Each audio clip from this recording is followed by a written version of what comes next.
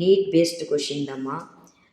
இங்கே பாருங்கள், KP is equal to KC into RT power delta NG.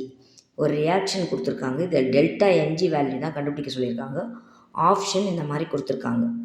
இதில் நமக்கு தெரியும், நம்பர் ஆஃப் டெல்டா என்ஜி கண்டுபிடிக்கிறதுக்கு number of moles of the product minus number of moles of the reactant நம்மளுக்கு தெரியும்.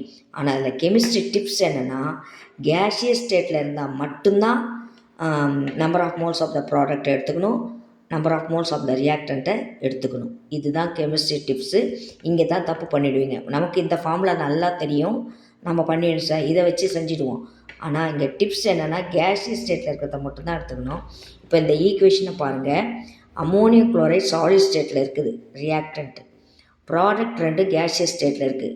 நமக்கு ஃபார்முலா என்ன? Number of moles of the product in gaseous state minus number of moles of the reactant in gaseous state. ப்ராடக்ட்னா அந்த சைடில் இருக்கிறது பார்த்திங்கன்னா ரெண்டுமே கேஷியஸ் ஸ்டேட்டில் இருக்குது.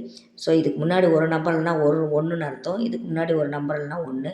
So 2 moles. So 2 moles minus இங்கே பாருங்கள், ரியாக்டன்ட் வந்து சாலிடில் கொடுத்துருக்காங்க. அதனால் இதை 1ன்னு எடுத்துக்கக்கூடாது. கேஷியஸில் கொடுத்தா தான் இதை கணக்கில் எடுத்துக்கணும். சாலிடில் கொடுத்தாங்கன்னா கணக்கில் எடுத்துக்கக்கூடாது. அதனால் 0. 2 minus 0. So delta NG value is 2. So correct option is 2.